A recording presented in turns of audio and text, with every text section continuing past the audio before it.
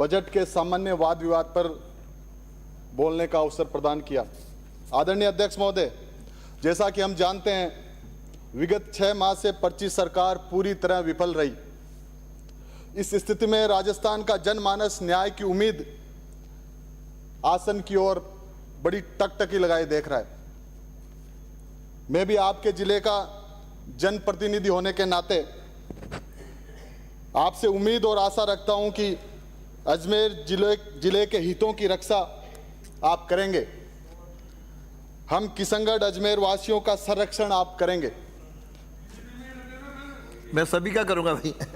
आदरणीय अध्यक्ष महोदय, कल जब बजट हुआ, बजट के बाद जब बाहर निकले तो किशनगढ़ अजमेर वासियों के टेलीफोन आए कि अजमेर को क्या मिला। मैंने कहा अजमेर को इस राजस्थान विधानसभा का आसन मिल गया, इस अजमेर लोकसभा क्षेत्र को डिप्टी सीएम मिल गया, इस अजमेर को जल संसाधन का कैबिनेट मंत्री मिल गया, 8 में से 7 विधायक मिल गए। कहा जी बजट में क्या मिला? मैंने कहा बजट में तो कुछ नहीं मिला, जो मिला है मैं आपके सामने रखता हूं। आदरणीय अध्यक्ष महोदय, सरकार के बजट 2024-25 की प्रश्न संख्या 87 पर किसानों की आय दुगनी करने का राग अलापा गया, किंतु सदन का ध्यान आकर्षित करना चाहूंगा, इसी तरह राग माननीय मोदी जी 2022 तक किसानों की आय दुगनी करने का लक्ष्य निर्धारित किया था। आदरणीय अध्यक्ष महोदय, लेकिन धरातल पर किसानों की स्थिति और उनकी समृद्धि में कोई परिवर्तन नहीं हुआ। बड़ी बात यह है कि जब बजट बोला जा रहा था तो राजस्थान सरकार का कृषि मंत्री अनुपस्थित था। इससे बड़ा दुर्भाग्य इस राजस्थान के लिए हो नहीं सकता। नहीं सहेगा राजस्थान का नारा देने वाले सत्ता प्राप्त कर अपने संकल्प पत्र में कृषि व किसानों की उन्नति के लिए 20,000 करोड़ के एग्री इंफ्रा मिशन की घोषणा की थी, लेकिन इस बजट में इस दिशा में किसी प्रकार का प्रयास परिलक्षित नहीं होता।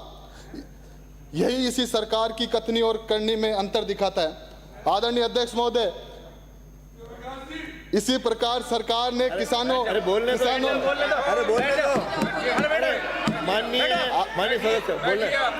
इसी प्रकार सरकार ने किसानों से वादा किया। अरे ये काम मेरा है, बैठा ना, बैठ जाओ। अरे साहब इसका इनका मंत्री, अरे आप भी तो बैठो। अरे आप बैठोगे तो इसी प्रकार सरकार ने किसानों से संकल्प पत्र में वादा किया, बैठा दिया। आदरणीय अध्यक्ष महोदय, मैं किसान परिवार से आता हूं। इस सरकार ने सरकार बनने से पूर्व अपने संकल्प पत्र में वादा किया कि हम एमएसपी पे, मिनिमम सपोर्ट प्राइस पर किसानों के ज्वार, बाजरा, सरसों, मूंगफली, सोयाबीन इत्यादि जिनसों की खरीद करेंगे, लेकिन इस बजट में इस दिशा में केवल खोखलाई दिखाई दी। आदरणीय अध्यक्ष महोदय, आपके माध्यम से मैं निवेदन करना चाहता हूं कि किसानों की डबलिंग ऑफ फार्मर्स इनकम के लिए जिस प्रकार पूर्ववर्ती कांग्रेस सरकार ने सामाजिक सुरक्षा हेतु पेंशन कानून पारित कर मिनिमम गारंटी इनकम हेतु प्रयास किया, उसी तरह यह सरकार किसानों की कर्ज माफी के लिए कानून पारित करे, प्रत्येक किसान को निःशुल्क बीज और बिजली की व्यवस्था करे, तभी सही मायनों में किसान की लागत कम हो सकती है। और डेयरी क्षेत्र में भी पशुपालकों को इस सरकार ने केवल 600 करोड़ का बजट, जो कि पशुपालकों के लिए नाकाफी है। आदरणीय अध्यक्ष महोदय, आप जब विद्यार्थी परिषद के प्रदेश अध्यक्ष हुआ करते थे, लंबे समय तक आपने राजनीति की। हमने छात्र राजनीति से निकलकर किसानों व युवाओं की आवाज को धरातल पर संघर्ष करते हुए इस लोकतंत्र के सबसे बड़े मंदिर में हम पहुंचते हैं, और इस मंदिर में जब आते हैं तो हम हमारा सिर इस मंदिर के चरणों में झुकाते हैं। इसलिए झुकाते हैं क्योंकि यहाँ हम गांव, गरीब, किसान, नौजवान की आवाज को बुलंद कर सकें। लेकिन पीड़ा तब होती है आदरणीय अध्यक्ष महोदय, जब इस सरकार का मंत्री ये कहता है कि आमजन जब भीषण इस गर्मी में पानी मांगता है तो यहाँ इस सरकार का मंत्री कहता है कि मैं कोई बालाजी हूं कि फूंक मार दूं और पानी निकल जाए। इससे बड़ी सरकार की दुर्गति हो नहीं सकती।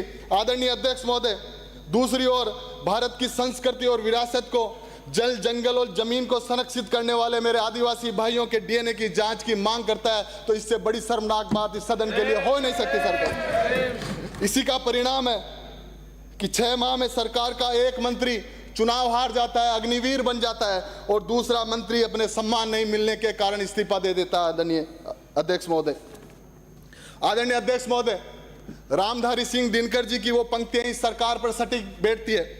दुर्योधन वो भी दे न सका, आशीष समाज की ले न सका, उल्टे हरि को बांधने चला, जो था साधे साधने चला, जब नास मनुज पे छाता है, पहले विवेक मर जाता है, पहले विवेक मर जाता है। आदरणीय अध्यक्ष महोदय, मेरे इस कथन और इन पंक्तियों का सदन शिक्षा मंत्री से जोड़कर ना देखें। आदरणीय अध्यक्ष महोदय, जब गांव गरीब किसान मजदूर दिन भर भीषण गर्मी में खून पसीना बहाकर अपने घर पहुंचता है और वो चैन की नींद भी नहीं ले सकता है क्योंकि सोने की तैयारी करता है, तो उससे पहले ये पर्ची सरकार गांव में लाइट काट देती है। इसी प्रकार प्रदेश की सरकार ने कुप्रबंधन के कारण बुनियादी व नियमित कार्यों को के लिए आम जन को संघर्ष करना पड़ रहा है। ऐसे लग रहा है कि सरकार भजनलाल जी नहीं चला रहे हैं, सरकार नौकरशाही चला रही है। आदरणीय अध्यक्ष महोदय, यही कारण है आपके विधायक और मंत्री कहते हैं कि हमारी अधिकारी सुनते नहीं है, हमारा काम नहीं होता। इसी स्थिति में उम्मीदों से देखता रहा प्रदेश का जवान और किसान। अनर्गल बयानबाजी, पर्ची सरकार से कैसे बढ़ेगा प्रदेश का मान, थोती घोषणाएं जैसे ऊंची दुकान फीके पकवान, नहीं सहेगा राजस्थान, कैसे सहेगा राजस्थान, कैसे अग्रणी बनेगा राजस्थान, कैसे अग्रणी बनेगा राजस्थान। आदरणीय अध्यक्ष महोदय, ये डबल इंजन की सरकार इस राजस्थान को सबसे ज्यादा राजस्व देने वाली मार्बल मंडी के लिए जीएसटी का एक भार थोप चुकी है। वर्तमान सरकार में इंस्पेक्टर राज आए दिन जगह जगह चेक पोस्ट लगाकर व्यापारियों के ट्रकों को रोककर अवैध वसूली करते हैं। प्रदेश में इज ऑफ डूइंग बिजनेस का वातावरण निर्मित हो, इस बाबत सरकार का यह बजट विफल रहा है।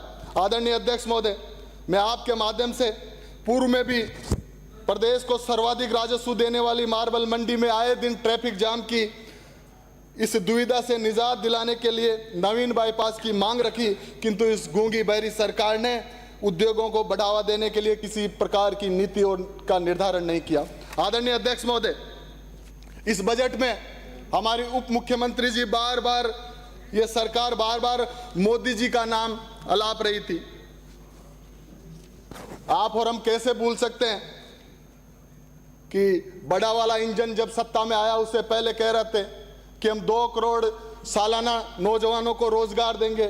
आज हम देख रहे हैं कि सभी नवीन भर्तियों में एसटी, एससी, ओबीसी, एमबीसी के आरक्षित वर्गों को कम किया जा रहा है। संविधान प्रदत्त आरक्षण के साथ लगातार खिलवाड़ किया जा रहा है। सरकार वित्तीय वर्ष 2024 के लिए विज्ञान व पर्यावरण मात्र 31 करोड़ का प्रावधान रखा है, जो सरकार की युवाओं के प्रति नियत को दर्शाता है। आदरणीय अध्यक्ष महोदय, यह राज्य की 65% आबादी 35 वर्ष से कम आयु के नौजवानों की है। प्रदेश में नवाचार को बढ़ावा और वैज्ञानिक सोच को विकसित करने के लिए कोई ठोस कदम नहीं उठाया गया। आज यही कारण है कि हताश नौजवान आत्महत्याएं की घटनाएं बढ़ रही है। बस एक मिनट, इसी डबल इंजन की सरकार ने आदरणीय अध्यक्ष महोदय नौजवानों पे बोल रहा हूँ। आदरणीय अध्यक्ष महोदय, आपके 4 बोलने इसी डबल इंजन की सरकार ने देश को सबसे ज्यादा सैनिक देने वाले राजस्थान प्रदेश के युवाओं को अग्निवीर जैसी योजना थोप दी। इसलिए मैं सदन को कहना चाहूंगा, जैसा अमेरिकी राष्ट्रपति फ्रैंकलिन ने कहा था, हम सदैव अपने युवाओं का भविष्य निर्माण नहीं कर सकते, किंतु हम हमारे युवाओं के भविष्य को तैयार कर सकते हैं। आदरणीय अध्यक्ष महोदय, 2 मिनट दे दियो। आप विद्यार्थी परिषद के प्रदेश अध्यक्ष रहे, छात्र संघ चुनाव को करना चाहिए। छात्र संघ चुनाव